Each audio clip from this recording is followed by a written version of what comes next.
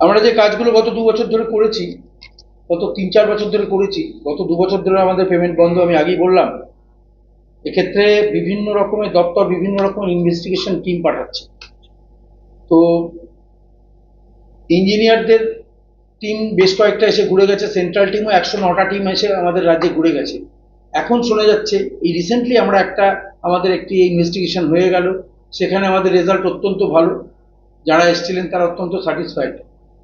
এখন শোনা যাচ্ছে কিছু সরকার কিছু আইএএস অফিসারকে মাথায় রেখে বেশ কিছু টিম এই রাজ্যে নামানোর কথা ভাবা হচ্ছে। আমাদের জেলাতেও হয়তো খুব তাড়াতাড়ি একটি আইএএসদের টিম আসছেন। তো আমরা যথারীতি তাদেরকেও ওয়েলকাম করছি। যে কোনো রকম ইনভেস্টিগেশনের মুখোমুখি হতে আমরা রাজি, কারণ আমরা জানি আমরা ভালো কাজ করেছি। এই জেলায় ইনভেস্টিগেশন কোনো কিছু লুফলস পাওয়া যাবে না বলে আমরা বিশ্বাস করি। এখন বর্তমান কন্ট্রাক্টরের কিরকম কি জায়গায় দাঁড়িয়ে আছে?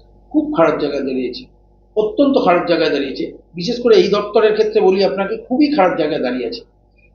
আগস্ট মাসে 2024 সালে আমরা লাস্ট পেমেন্ট পেয়েছি। তাহলে ভাবুন, যে মানুষগুলো তাদের সর্বস্ব লগ্নি করে, ইভেন বউ বাচ্চার গয়না লগ্নি করে, নিজেদের বাড়ি বন্ধক রেখে এই কাজগুলো করলো, তারা গত 2 বছর পেমেন্ট পায়নি। তাহলে তারা কিরকম থাকতে পারবে? এরকম একটি পরিস্থিতির মধ্যে দিয়ে এই জেলার বা এই রাজ্যের ঠিকাদাররা চলেছে। আমরা সরকারের কানে আমাদের সমস্যার কথা পৌঁছে দিয়েছি। আমরা বিশ্বাস করি আমাদের নতুন মুখ্যমন্ত্রী অত্যন্ত সংবেদনশীল মানুষ, তিনি এগুলো বোঝেন। হয়তো তাড়াতাড়ি আমাদের এই সমস্যা মিটবে, কিন্তু কবে মিটবে এটা বলার জায়গায় আমরা নেই।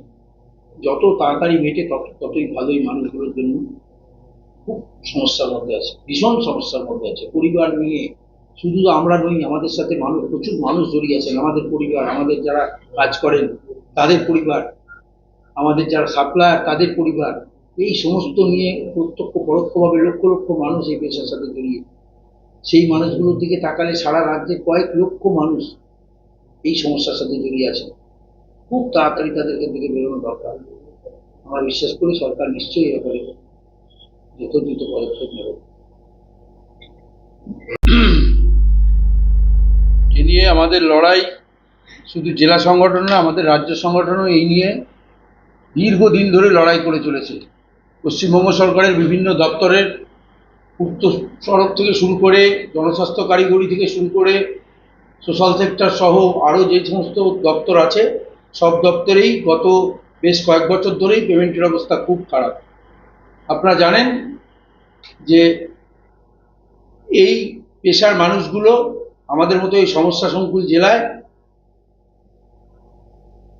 রাজ্যের তথা দেশের উন্নয়নের ধারাকে এগিয়ে নিয়ে যেতে রাস্তাঘাট, বাঁধ, ব্রিজ, ঘরে ঘরে পরিশ্রুত পানীয় জল সহ সমস্ত রকমের উন্নয়নের কাজ করে থাকেন সারা বছর ধরে। আপনি যদি জনস্বাস্থ্য কারিগরি দপ্তরের কথাই ভাবেন, সারা বছর সারা দেশের সাথে জল জীবন মিশনের কাজ আমার জেলাতেও চলেছে 20 সাল থেকে। সারা রাজ্যের ক্ষেত্রে 1,70,00,000 মধ্যে আমরা 1 কোটি ঘরে পরিশ্রুত পানীয় জল দিতে পেরেছি।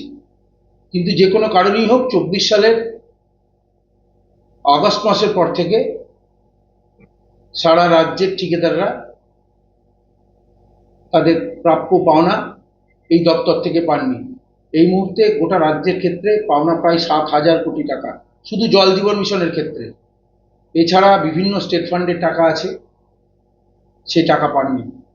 নিরন্তর আমরা আমাদের সংগঠনের পক্ষ থেকে, আমাদের জেলা এবং আমাদের রাজ্য সংগঠনের পক্ষ থেকে আমরা দাবি জানিয়ে আসছি দপ্তরের কাছে। কিছু কাজ যে হয়নি তা বলবো না, স্টেট ফান্ডের বিভিন্ন পেমেন্ট আস্তে আস্তে হচ্ছে, স্বাভাবিক, নিশ্চয়ই হয়নি। কিন্তু জল জীবন মিশনের ক্ষেত্রে আমরা যেখানে ছিলাম সেখানেই দাঁড়িয়ে আছি।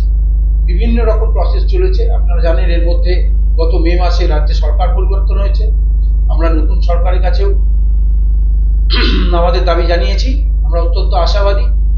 টাকাও এসেছে, কিন্তু বিভিন্ন টেকনিক্যাল গ্রাউন্ড দেখিয়ে এখন ইনভেস্টিগেশন চলছে সারা রাজ্য জুড়ে যে আমরা কি কাজ করেছি।